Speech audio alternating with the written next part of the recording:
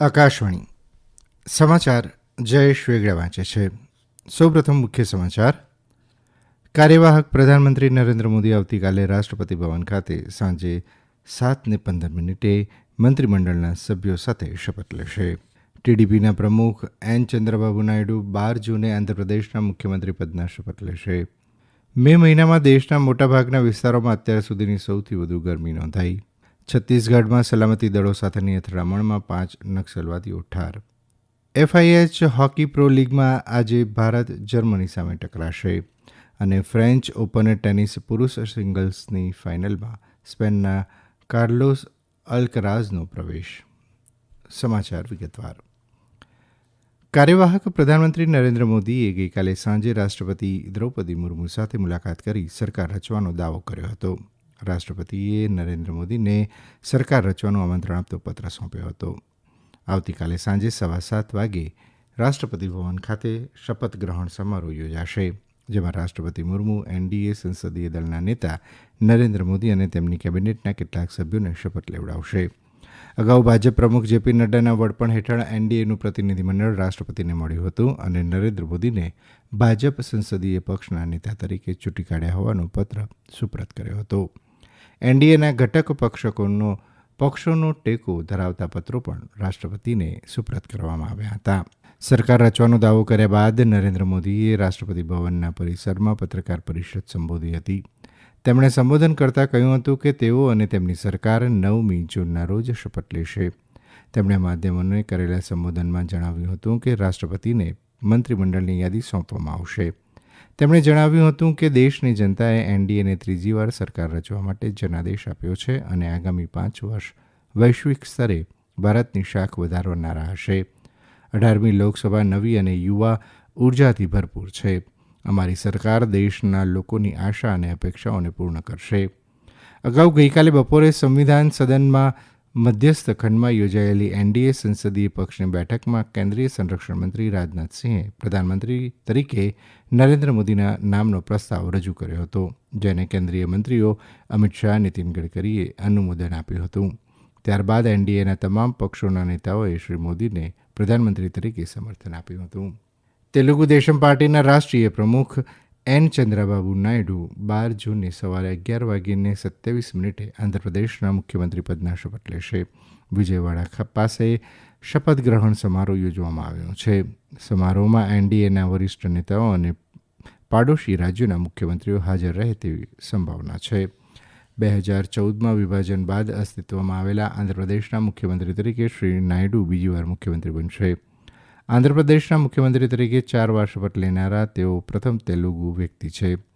175 બેઠકોમાંથી NDAના ઘટક પક્ષો તેલુગુ દેશમ પાર્ટી, જનસેના અને ભારતીય જનતા પાર્ટીને 164 બેઠકો મેળવી છે. દેશના મોટાભાગના વિસ્તારોમાં મે મહિનામાં અત્યાર સુધીની સૌથી વધુ ગરમી પડી હતી.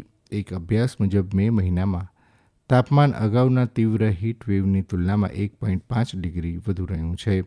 ખાસ કરીને અલ નીનો અને હાનિકારક ગેસના ઉત્સર્જનને કારણે ગરમીમાં સૌથી મોટો ઉછાળો નોંધાયો છે.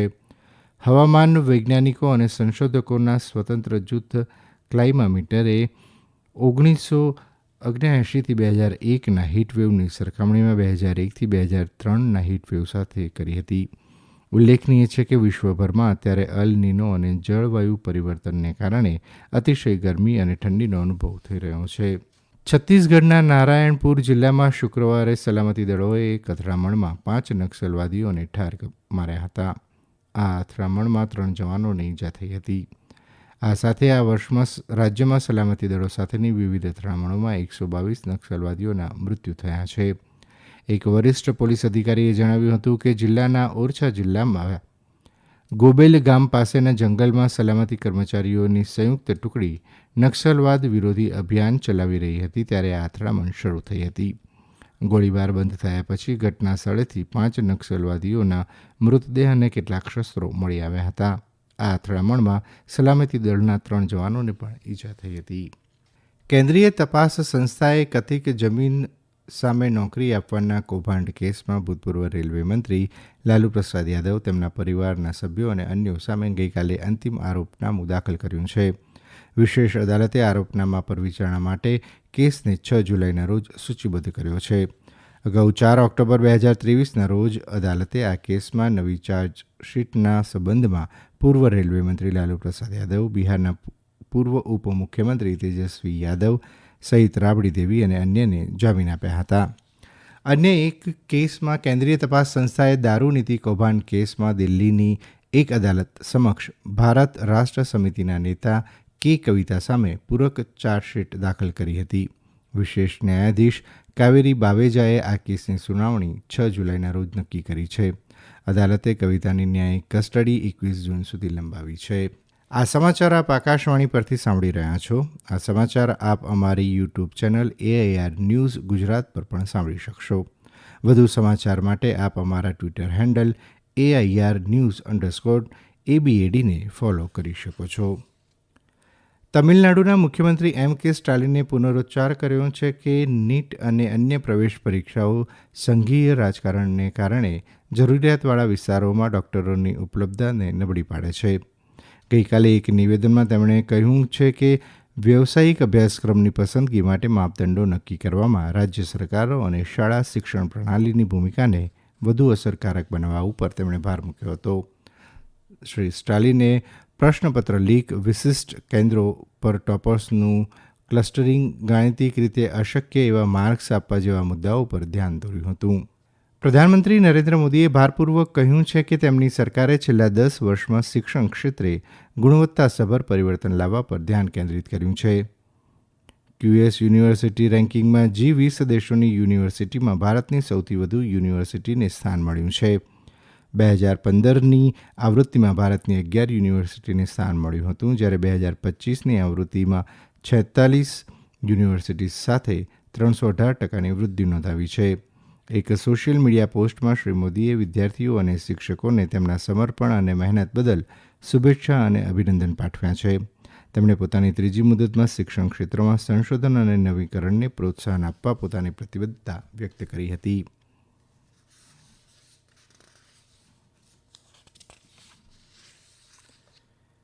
T20 ક્રિકેટ વિશ્વકપમાં ગઈકાલે કેપ્ટન રિચી બેરિંગ્ટન અને માઇકલ લિયાસ્કની શાનદાર રમતની મદદથી સ્કોટલેન્ડે નામિબિયાને 5 વિકેટે હરાવ્યું હતું. આ સાથે સ્કોટલેન્ડે ગ્રુપ બીમાં મોખરાનું સ્થાન હાંસલ કરી લીધું છે. નામિબિયાએ 20 ઓવરમાં 9 વિકેટે 155 રન બનાવ્યા હતા. જવાબમાં સ્કોટલેન્ડે 9 બોલ બાકી હતા ત્યારે 5 વિકેટના ભોગે લક્ષ્યાંક પાર કર્યો હતો. દરમિયાન વિશ્વકપની બીજી મેચમાં કેનેડાની ટીમે આયર્લેન્ડને 12 રને હરાવ્યું હતું. કેનેડાએ પ્રથમ બેટિંગ કરતાં 20 ઓવરમાં 7 વિકેટે 137 રન બનાવ્યા હતા. જવાબમાં આયર્લેન્ડ 20 ઓવરમાં 125 રન બનાવી શક્યું હતું. આ સાથે કેનેડાએ T20 વિશ્વકપમાં જીતનું ખાતું ખોલાવ્યું છે. આજે T20 વિશ્વકપમાં 4 મેચ રમાશે. પ્રોવિડન્સ ગુયાના ખાતે ન્યૂઝીલેન્ડ અને અફઘાનિસ્તાન વચ્ચે મેચ ચાલી રહી છે. અફઘાનિસ્તાને 20 ઓવરમાં 6 વિકેટે 159 રન બનાવ્યા છે. છેલ્લા સમાચાર મળ્યા ત્યારે ન્યૂઝીલેન્ડે 5 વિકેટ ગુમાવી 8 ઓવરમાં 43 રન બનાવ્યા હતા. આ ઉપરાંત બાંગ્લાદેશ શ્રીલંકા, નેધરલેન્ડ શ્રીલંકા અને ઇંગ્લેન્ડ ઓસ્ટ્રેલિયા વચ્ચે મેચો રમાશે.